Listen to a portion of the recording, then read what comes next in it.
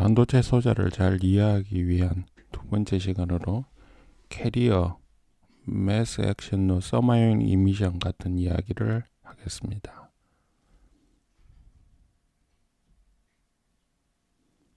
첫 번째로 생성, 재결합이 무엇인지 살펴봅니다. 많은 반도체 소자 물리를 다루는 분야에서 에너지 밴드를 이야기합니다. 에너지 밴드란 고체 내에서 여러 개의 원자들의 에너지 레벨이 서로 겹쳐지면서 전자가 가지는 에너지 레벨이 밴드 형태로 뭉쳐지는 모양을 이야기하는 겁니다. 실제적인 자세한 정확한 수치 계산을 통해서 나오는 밸런스 밴드와 컨덕션 밴드 모양은 이런 식으로 가로치기 웨이브 넘버인데요. 웨이브랭스의 역수에 따라서 이렇게 분포를 변화하는 모양을 가지게 됩니다. 아래쪽을 밸런스 밴드, 위쪽을 컨덕션 밴드라고 하는데 그 사이에는 밴드 갭이 있죠. 밸런스 밴드는 밸런스 일렉트론이 에서 나온 개념이죠. 밸런스는 우리말로 가전자대라고 하는데 한자로 쓰면 갑가자를 씁니다. 그러니까 이 가가 무슨 뜻이냐 하면 원자에서 가장 바깥쪽의 전자라서 원자의 특성을 나타내는 전자라는 뜻이고, 영어로는 value죠. value를 나타내는 전자의 에너지 레벨을 밴드 모양으로 넓게 뭉쳐져 있다. 그런 개념으로 밸런스 밴드라고 하고요. 컨덕션 밴드는 밸런스 밴드의 일렉트론이 가서 전기 전도도에 기여하는 지역의 에너지 밴드라고 컨덕션 밴드, 전도대라고 합니다. 전기를 흘린다고 전도라고 하겠죠. 앞서 보여드렸던 이렇게 복잡한 모양의 에너지 밴드를 단순하게 말하면 밸런스 밴드가 있고 중간에 에너지 밴드 갭이 있고 그 다음에 컨덕션 밴드가 있는 이 단순화된 글자 그대로 밴드 모양으로 그리게 되죠. 그래서 컨덕션 밴드 아래쪽을 EC, 그 다음에 밸런스 밴드의 위쪽을 EV, 밸런스 밴드의 에너지 레벨이라고 그렇게 표현을 합니다. 일렉트론 홀 페어를 볼 텐데요. 일렉트론 홀 페어, 일렉트론하고 홀, 전자하고 전공의 쌍이라는 뜻이죠. 그것이 이제 생성이 된다는 건데 무슨 이야기냐 하면 사족의 반도체, 진성 반도체에서 생각해 보면 밸런스 밴드는 꽉 차 있고요. 컨덕션 밴드는 통째로 비어 있습니다. 그러니까 제로 켈빈, 에너지를 전혀 받지 않았을 때 아래쪽이 꽉 차 있죠. 그러면 밸런스 밴드에 있는 일렉트론은 옆에 빈자리가 있어야 옮겨갈 수 있을 텐데 양자역학적으로 봐서 빈자리가 없으면 입자가 움직일 수가 없습니다. 물론 여기 컨덕션 밴드는 통째로 비었죠. 비어 있으니까 에너지를 받아서 옮겨가면 빈자리가 생기겠죠. 그렇지만 이 에너지 레벨을 유지하는 상태로서 옆으로 이동이 어렵게 되겠죠. 에너지 상에서 그렇게 이야기하는 겁니다. 공간적인 이야기가 아니고 같은 에너지 레벨을 가지거나 조금 낮은 에너지 레벨을 가지거나 그쪽으로 움직이기는 어렵겠죠. 근데 어떤 원리 이외에서 밸런스 밴드에 있는 일렉트론이 에너지를 받아서 컨덕션 밴드로 올라가 버리면 밸런스 밴드 내에 빈 공간이 하나 생기게 됩니다. 그러면 여기에서는 홀이 생기는 거, 빈 공간이 생겼으니까 그 다음에 컨덕션 밴드에 일렉트론, 전자가 하나 생겼겠죠. 이렇게 되는 것을 EHP 제너레이션, 일렉트론 홀 페어 생성이라고 표현을 합니다. 이렇게 되면 여기 빈 공간이 생겼으니까 밸런스 밴드에 있는 일렉트론이 이쪽 빈 공간으로 옮겨갈 수 있겠죠. 다르게 보면 이 홀이 다른 일렉트론 사이트로 옮겨갈 수 있다는 이야기가 되겠죠. 그래서 홀의 이동에 의해서 전기가 흐를 수 있고, 컨덕션 밴드는 새로 올라가는 일렉트론 하나가 있지만 옆에는 다 빈 공간이죠. 여기 이제 일렉트론이 차지할 수 있는 사이트가 있습니다. 그쪽으로 옮겨 다닐 수 있겠죠. 그래서 일렉트론 홀 페어가 생기면 밸런스 밴드에서도 전하가 흘러갈 수 있고, 컨덕션 밴드에서도 전하가 흘러갈 수 있게 됩니다. 생성이 있으면 결합도 있겠죠. 왜냐하면 여기 올라간 일렉트론이 내려와 버리면 어떻게 될까요? 그러니까 처음에 일렉트론이 밸런스 밴드에 있다가 컨덕션 밴드로 올라갔다가, 그러면 일렉트론하고 홀 페어가 생겼는데 이 일렉트론이 에너지를 잃고 밸런스 밴드로 떨어지면 홀 자리에만 일렉트론이 떨어지겠죠. 왜냐하면 일렉트론이 차지할 수 있는 공간이 있어야 되니까. 양자역학적으로 특별한 사이트가 있어야, 특정한 위치가 있어야 그쪽으로 일렉트론이 들어갈 수 있겠죠. 그러면 거기에는 빈 공간이 될 테고, 빈 공간은 홀이죠. 일렉트론과 홀이 결합돼서 일렉트론과 홀이 결합되면 없어지겠죠.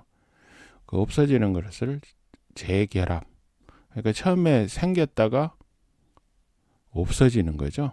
생성하고 재결합의 액션이 일어난다. 반도체 내에서는 캐리어 사이에 생성이 있고 재결합이 있을 수 있다.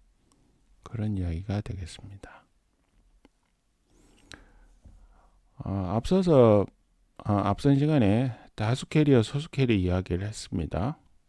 다수 캐리어는 글자 그대로 개수가 많은 거죠. 많은 양, 그리고 많은 양을 기준으로 반도체의 타입을 이야기한다고 했고요. 전공이 많으면 P타입, 전자가 많으면 N타입. 그래서 반도체에서 홀이 많이 보이는, 전공이 많이 보이는 건 P타입, 그 다음에 일렉트론이 많아지면 N타입. 그렇게 이야기를 하는데, 그러면 마이너리티 캐리어는 반대겠죠. 반도체 내에서는 전자와 전공이 항상 같이 존재합니다. 하나만 있고 하나가 없는 그런 상태는 없습니다. 물론 어떤 분들은 그런 생각을 할 수도 있는데, 외인성, 익스트린식에서는 하나만 있는 건 아니냐, 그렇지는 않고요. 항상 두 가지가 다 있습니다. 그래서 머저리티가 있으면 반대로 마이너리티가 있겠죠, 소수가. 그래서 P형에서는 전공이 다수였으니까 전자가 소수 캐리어가 되고요. N형에서는 전자가 다수였으니까 전공이 소수 캐리어가 되겠습니다.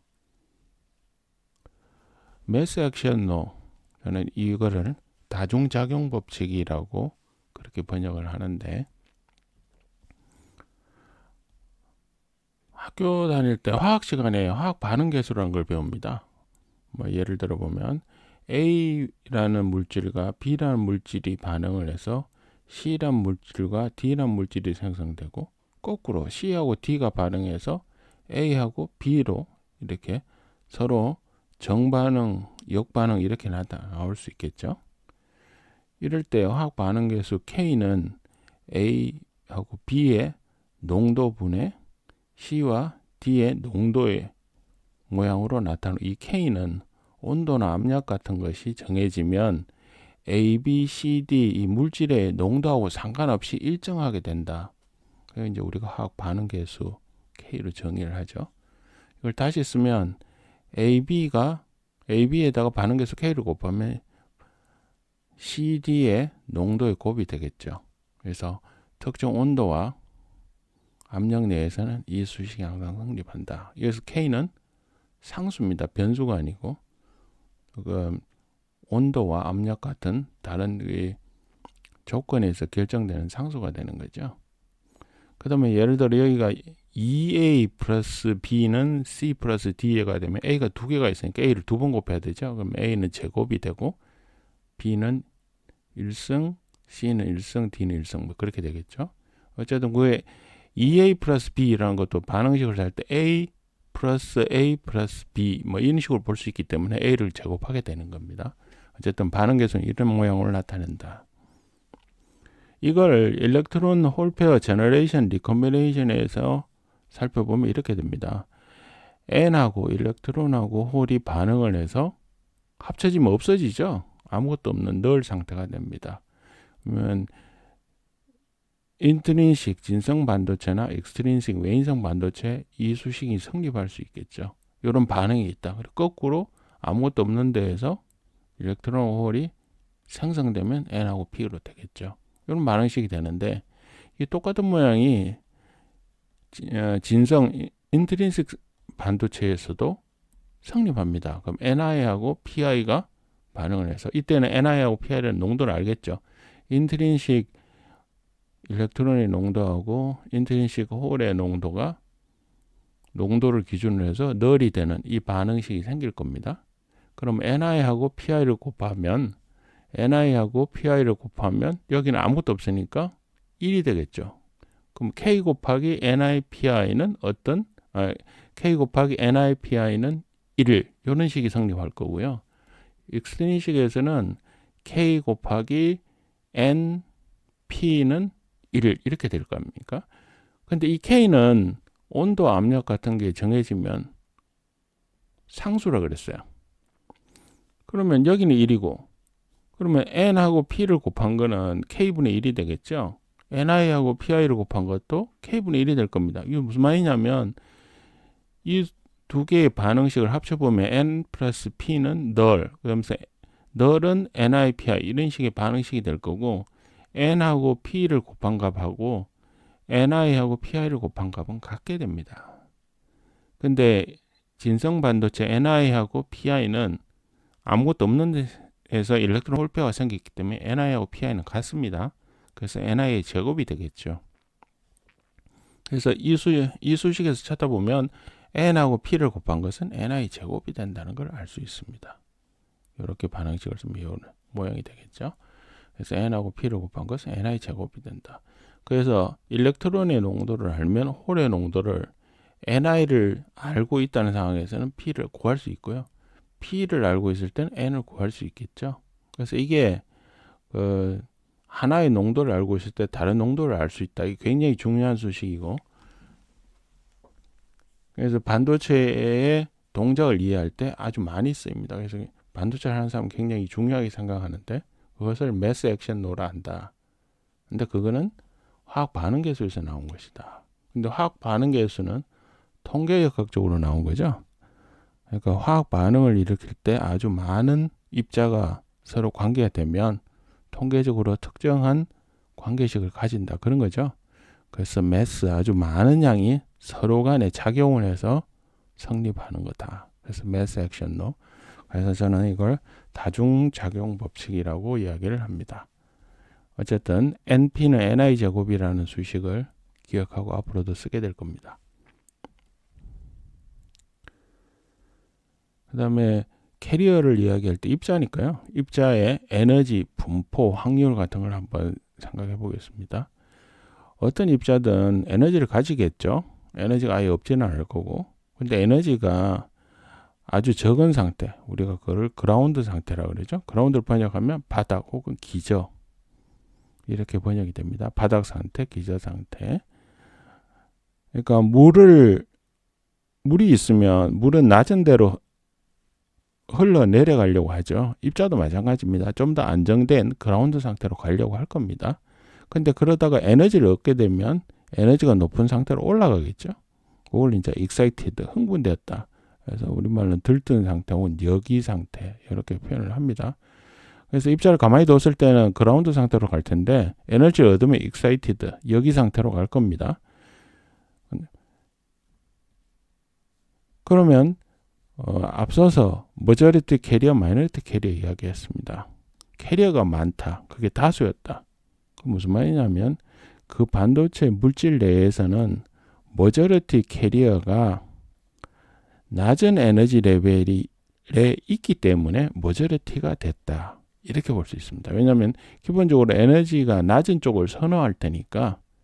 그래서 요거는 P형하고 N형하고 나중에 붙여놓고 서로 비교할 때 보면 이게 굉장히 유용한 개념입니다. 어쨌든 머저리티 캐리어는 낮은 에너지 레벨이다. 에너지 레벨이 낮기 때문에 안정되기 때문에 그쪽이 다수를 차지하고 있다. 이렇게 이해하는 게 쉽습니다. 그래서 요거 이렇게 한번 이렇게 확인을 하고 가겠습니다. 그 다음에 이제 열전자 방출이라는 게 있습니다. 이 무슨 말이냐면 세상의 모든 입자가 그라운드 상태에만 있지 않고 모든 입자가 익사이티드 상태에만 있지도 않을 겁니다. 그라운드 상태에 있을 수도 있고 익사이티드 상태에 있을 수도 있다.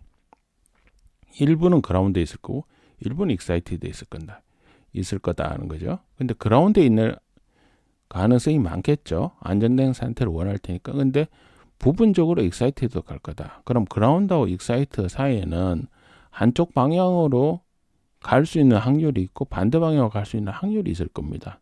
그래서 확률하고 에너지에 의해서 서로 평행 상태를 가져가겠죠. 그때 나오는 이야기가 썸, 열이죠. 열하고 열에 의한 이미션, 전기를 뗀 입자 같은 것이 열에 의한 이미션이라는 거예요. 그래서 우리 번역은 열전자 방출이라고 하죠. 그래서 그 열전자 방출이 나는 확률을 이야기할 때 이렇게 설명을 합니다. 에너지 레벨이 뭐 하나, 둘, 세 개가 있다. 그러면 요 에너지 레벨에서 전자가 있다가 이쪽 에너지 레벨로 올라갈 때 이 올라갈 확률은 이 에너지 레벨의 차이에 지수함수로 반비례한다. 여기에서부터 그 다음 단계에서 또 일로 올라갈 때도 이 에너지 차이에 지수함수로 반비례한다. 이렇게 됩니다. 그래서 고전역학적으로 이걸 이야기했던 게 맥스웰 볼츠만 분포가 되고요. 지수함수죠. 요거는 에너지 차이. 뭐 에너지 차이긴 하지만 모든 에너지 레벨에 살면 그 에너지의 절대 레벨일 수도 있고요. 를 KT, 요 K는 볼츠만 상수입니다. 볼츠만 상수가 특정 온도에서 평균적으로 가질 것으로 기대되는 에너지죠. 그래서 입자가 평균적으로 가질 에너지라고 봐서 KT, KBT, 요 KB가 볼츠만 상수고요. 이 K하고 T, 요건 절대 온도죠. 절대 온도 T. 그래서 KT하고 그 에너지 레벨하고 사이에 이 비율의 지수함수로 나오겠죠. 그럼 요 에너지가 E1이고 요게 E2다. 그럼 E1하고 E2를 서로 빼주면 여기 분포에서 빼주면 지수함수의 차이를 하면 나누기가 되고 그 나누기는 에너지의 차이가 됐죠. 그래서 지수함수니까 계속 이 모양이 유지가 됩니다. 근데 전기장애는 에너지를 전하량, 전기장애는 전하를 Q라고 씁니다. 일렉트론이나 이런 거라고 헷갈리기 때문에 Q라고 쓰고 전하량하고 전압을 곱하면 에너지가 되죠. 그래서 그렇게 표현하면 지수함수의 마이너스 QB 오버 KT 이런 분포를 가진다 하는 겁니다. 그다음에 이거는 고전역학에서 맥스웰 볼츠만 분포를 썼는데 양자역학적으로는 파울리 베타 원리가 성립하면 퍼미 디락 분포를 따른다. 그리고 파울리 베타 원리가 성립하지 않으면 보제 아인슈타인 분포를 따른다. 파울리 베타 원리가 뭐죠? 같은 양자수에는 여러 개의 입자가 존재하지 않는다죠. 원래 파울리 베타 원리 처음 나올 때는 같은 양자수에는 두 개의 입자까지 존재한다였습니다. 두 개의 전자까지 존재한다였는데 나중에 스핀 개념이 나왔죠. 그래서 스핀 개념까지 포함하면 같은 양자수를 가진 입자는 한 개밖에 없다. 그게 파울리 베타 원리죠.